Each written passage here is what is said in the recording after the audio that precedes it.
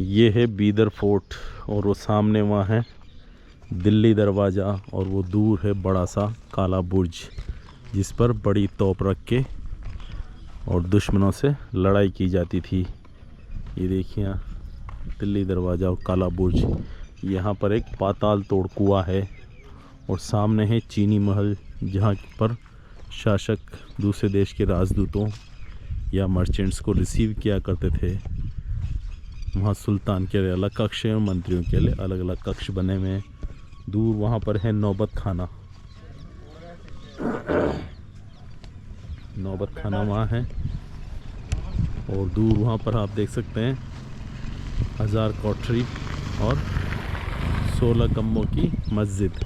और ये है पूरा कैंपस।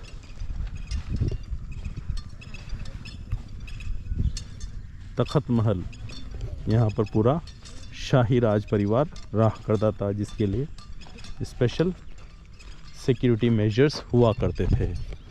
और ये चीनी महल का टूटा हुआ हिस्सा बचा हुआ है। और दूर सामने आप देख सकते हैं वहाँ पर गुंबद है। उस गुंबद दरवाज़ा कहा जाता है। उसके आगे 2 दरवाजे और हैं। तो ये है बीदर का महल। सर्वप्रथम यहाँ पर चालुक्यों ने अपना किला बनवाया था। उसके बाद ककातियों ने और उसके कालांतर में अनेक शासक यहाँ हुए। ये जो तख़त महल है अंदर से काफ़ी खूबसूरत है, रंगीन है, भव्य है। पानी के फव्वारे हैं, उगते हुए सूरज का चित्र बनाया हुआ है, शेर का चित्र बनाया हुआ है। तो बीच बीच में काफ़ी सारी इमारतें हैं जो अब टूट फूट गई है। एएसआई द्वारा इसका संरक्षण किया जा रहा है लेकिन कोई फ़ीस नहीं ली जा रही है। सिक्योरिटी वगैरह कम होने से उतना संरक्षण नहीं हो पा रहा है किले का। इस तख़त महल के पीछे जो चालुक्यों का किला है, छोटा किला, वो भी वहाँ पर स्थित है। उसके पास एक झील है।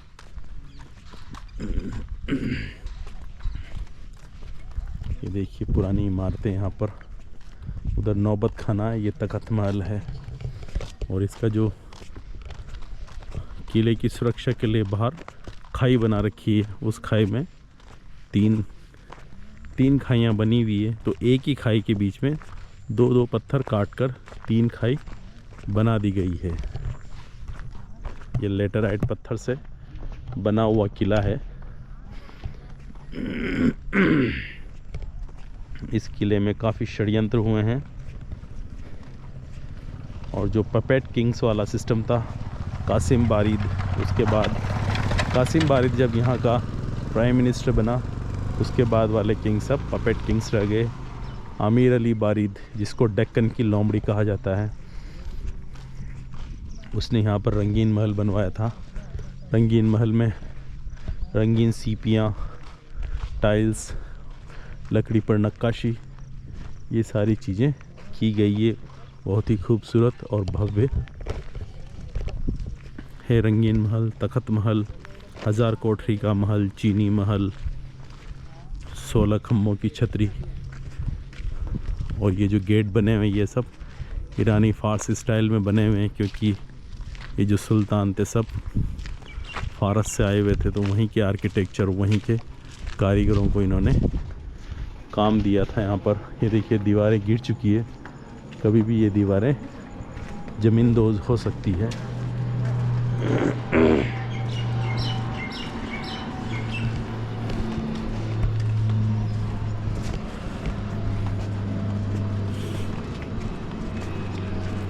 तरकश महल है, ये 16 खम्भों की छतरी है। इसका गुंबद भी विशिष्ट आकार लिए हुए है। इसके ऊपर पानी का एक हौज़ है जहाँ से नीचे पानी आता है। काफ़ी सारी मेहराबें बनी हुई है और फूल पत्तीदार कॉलम्स बने हुए हैं। ये देखिए इधर आप चीनी महल, जहाँ पर राजदूतों को रिसीव किया जाता था। तो सबसे अच्छी फॉर्म में अभी ये 16 खम्भों की मस्जिद ही बाकी बची हुई है। और ये अनेक महलों के अवशेष बचे हुए हैं। बीच बीच में दीवारें हैं जो डिफंक्ट हो गई हैं। तो जिस तरह से हम बात कर रहे थे यहाँ के इतिहास की, तो यहाँ का इतिहास काफ़ी उतार चढ़ाव वाला रहा है। पहले यहाँ पर चालुक्यों ने राज किया है, वेस्टर्न चालुक्यों ने। उसके बाद ककातीय आए, उसके बाद सेवना आए, और कालांतर में फिर हसन गंगू ने बहमनी राज्य की स्थापना की, जो पहले गुलबर्गा में बहमनी साम्राज्य 102 साल रहा। उसके बाद फिरोज शाह के छोटे भाई ने 72 साल तक जो बहमनी किंगडम था वो बीदर से उसका शासन चलाया। तो हम देख सकते हैं बीदर का नाम या तो बिदरी वेर से है, या फिर जो बम्बू होता है उसको बीदर के सिनोनिम्स जैसे ही प्रयोग किया जाता है, तो बम्बू के नाम से भी ये बीदर नाम हो सकता है। तो बीदर बहमनी सुल्तानों के अंडर में खूब फला फूला। शुरू में बहमनी सुल्तान हावी रहे, उसके बाद उनके प्राइम मिनिस्टर हावी हुए, और धीरे धीरे जो आमिर अली बारिद का पुत्र था उसने स्वयं को यहाँ का सुल्तान घोषित कर लिया और तालीकोटा के युद्ध में भी भाग लिया। लेकिन बीदर के किले और यहाँ के शासकों को बीजापुर के शासकों ने हरा दिया, और कालांतर में मुग़ल वायसराय औरंगजेब ने यहाँ पर कब्जा कर लिया। इस तरह बीदर सल्तनत का अंत हो गया, और फिर ये हैदराबाद के निज़ाम के पास चली गई। निज़ाम के पास जाने से फिर ये सारे महल टूटने फूटने लग गए, और जब भारत स्वतंत्र हुआ उसके बाद ये एएसआई के पास आ गई।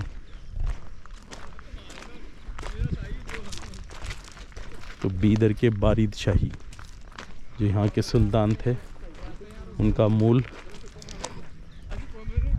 फारस से था। यहाँ पर एक बहुत बुद्धिमान प्रधानमंत्री हुआ था महमूद गवाह, लेकिन यहाँ के लोकल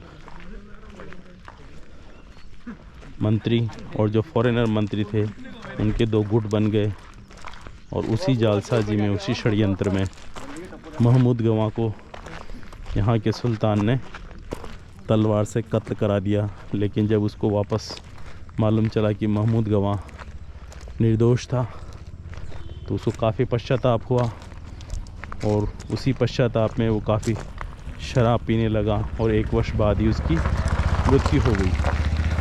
जब तक महमूद गवाह रहा, बहमनी सुल्तान और सल्तनत आगे बढ़ती रही।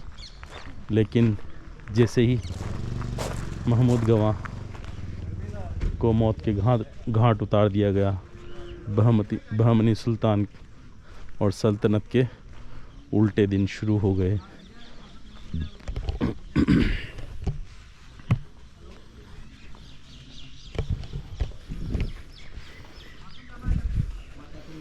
वो देखिए गुंबद, दरवाज़ा का गुंबद सामने है।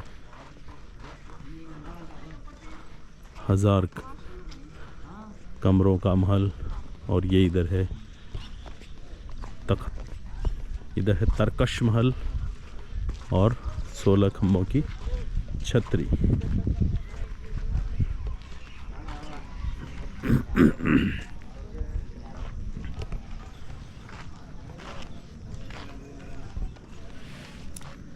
ये देखिए बीदर का किला। इसको आप पॉज करके घर में पढ़ सकते हैं। तो अपन देखते हैं, इसमें तरकश महल कम्प्लीटली ब्लॉक्ड है, बंद कर रखे हैं गेट, और ये 16 खम्भों की छतरी, उसके भी गेट्स बंद कर रखे हैं, इसलिए बाहर से ही देखना पड़ता है। ये देखिए कलात्मक खम्भे वो सामने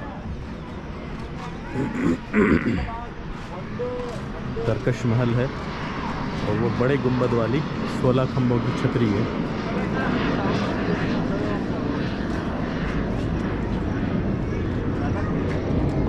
और ये कलात्मक पत्थर है जो यहाँ रखे गए हैं। काफ़ी खूबसूरत गार्डन्स हैं। 1000 कोठरी का महल इसके लेफ्ट हैंड साइड में है। काफ़ी बड़ा भव्य और खूबसूरत इतिहास वाला किला है बीदर का किला। हसन गंगू था, गंगू उसके टीचर का नाम हुआ करता था जो शायद ब्राह्मण था। और वो जब राजधानी दिल्ली से देवगिरी दौलताबाद आई तब वो भी दक्कन के क्षेत्र में आ गया और फिर धीरे धीरे उसने प्रोग्रेस की और फिर वो गवर्नर बन बैठा और उसके बाद वो राजा बना जिसने बहमनी सल्तनत की स्थापना की है। ये देख सकते हैं आप गोल गोल गोले पत्थर के, जिनको कैनन से फेंका जाता था। इसको बताया जाता है कि ये किचन है, कोई कहता है ये जेल है, बट नोबडी शोड ये 1000 कोठरी है। और यहाँ पर म्यूज़ियम बनाया हुआ है जिसमें फोटोग्राफी नॉट अलाउड। इसमें चैनल का नाम अगर देखना रहा तो explore with Indra INDRA।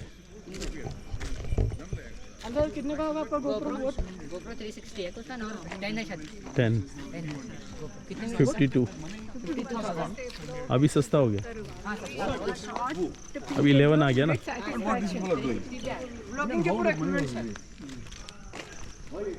Studio है। दिख रहा है आपका 2-3 मिलियन का है ऐसा लाइक। नहीं नहीं नहीं, एडिट किसे कर ये लेते हैं? जस्ट फिल्म हो रहा। प्रीमियर। अरे प्रीमियर प्रो यूज़ करो सर, हमारा मंथली 600 है उसको हम। नहीं, मैंने वो लाइफ टाइम 3000 का ले रखा। 3000 लिए। हाँ, हम लोग प्रीमियर प्रो लिए मंथली 600।